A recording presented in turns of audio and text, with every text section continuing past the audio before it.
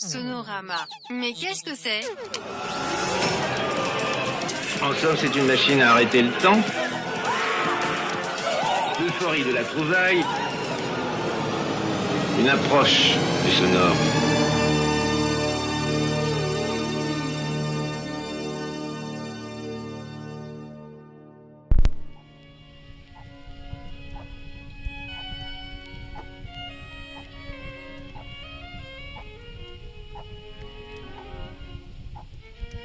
Gandhi nous disait « La vie est un mystère qu'il faut vivre et non un problème à résoudre ».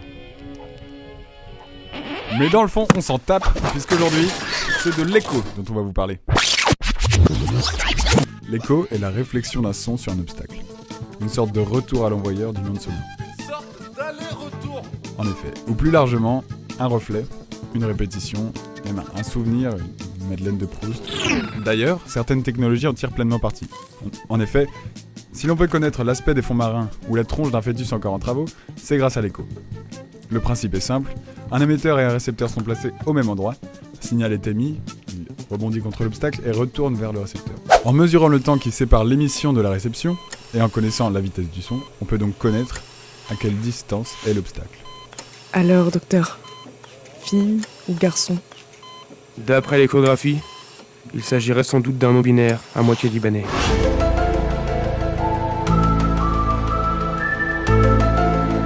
L'écho, bien souvent appelé delay, est à ne pas confondre avec la réverbération, ou réverb pour les intimes. Le delay constitue des répétitions bien distinctes du son d'origine, tandis que la réverb est bien plus diffuse. Il contient bien plus d'informations sur l'acoustique de telle pièce, ou de telle autre pièce. Ce serait pas mal. Attends, moi aussi je vais essayer, j'en ai une pas mal. Lionel Jospin. Nathalie Kosciusko-Morizet. Attends. Essaye avec Bruti, je suis un ab. Ouais, le binette. Fais-moi confiance.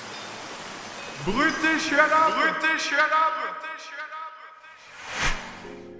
Alors, l'écho est bien sûr devenu une figure artistique majeure. Indicible et volatile, il évoque à la fois le passé, le caractère éphémère de nos existences, ou bien ce présent trop bref qui, fugace, file entre nos doigts potelés. C'est donc sans surprise qu'au fil des siècles, il est inspiré nombre de poètes et de musiciens de par le monde. En musique, sa représentation la plus évidente est bien sûr celle du canon. Ici, vous pouvez entendre Louis exposer le motif mélodique.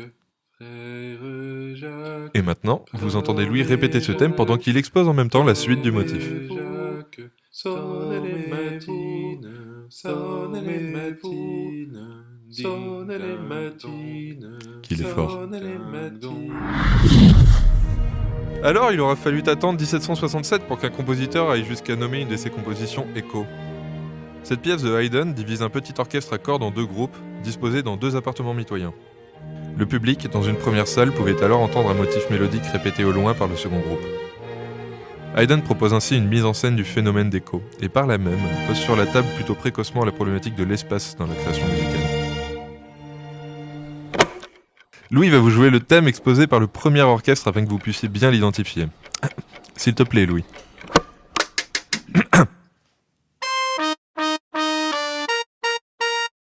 Et voici l'extrait.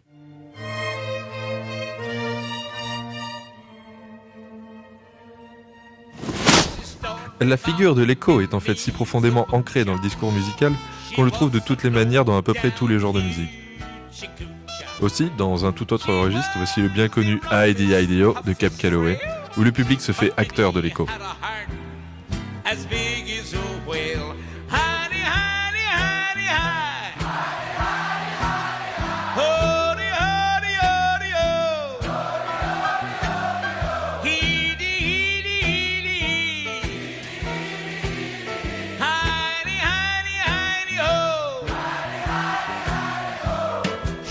Ou comment ne pas parler de la musique bretonne dont l'écho cimente finalement sans doute 90% du répertoire. Si tu cherches un peu de gaieté, viens donc faire un tour à Lambé. Si tu cherches un peu de gaieté, viens donc faire un tour à...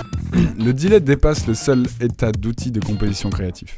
Il est aujourd'hui, à l'instar de la reverb, un outil incontournable du mixage musical, tant il permet habilement de mêler les sons les uns aux autres, tel le liant dans une pâte à tarte. Ouais, non, c'est pas convaincant. Mais du coup, c'est quoi la syntaxe quand on veut dire qu'un truc est comme un autre machin, mais enfin pas vraiment dans le même domaine? Là, je veux trouver une expression avec le jaune d'œuf, enfin l'œuf dans la cuisine. Je veux trouver une expression avec l'œuf dans la cuisine d'un côté et le delay dans la musique de l'autre. Le délai est à la musique ce que l'œuf est à la cuisine. Ah, mais oui, t'as raison. C'est ça. Enfin, dans le mixage, on a pas toujours du délai. Oui, enfin, dans le gâteau, on met pas forcément de l'œuf. Ouais, c'est pas faux. Enfin, tu sais, comme disait André Breton, plusieurs échos se répandent sur Terre. L'écho des pluies comme le bouchon d'une ligne. L'écho du soleil comme la soude mêlée au sable.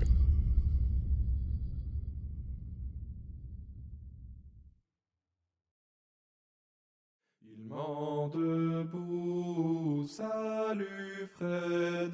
J'arrive à pied par la Chine.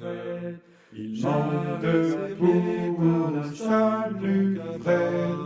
J'arrive à pied par Miroir de lettres qui vont et me reviennent en d'indicibles allers-retours. Courent les images et les sons comme autant de va-et-vient à mon cœur qu'ils apaisent. Délicieuse réflexion tremblante et vague que les approximations flattent, chauffe mon âme de contours fuyants, que mélangent les couleurs aux lumières. Funeste sort, l'écho au cœur me singe et meurt, puis me revient volatile, sondant la mémoire et dans ces longs couloirs mes souvenirs. Ainsi il se tient, éternel et éphémère. Persiste l'image et s'essoufflent les sons. Demeure le reflet quand se meurt l'écho. Bruté, je suis à la, bruté, je suis à la, bruté, je suis à la.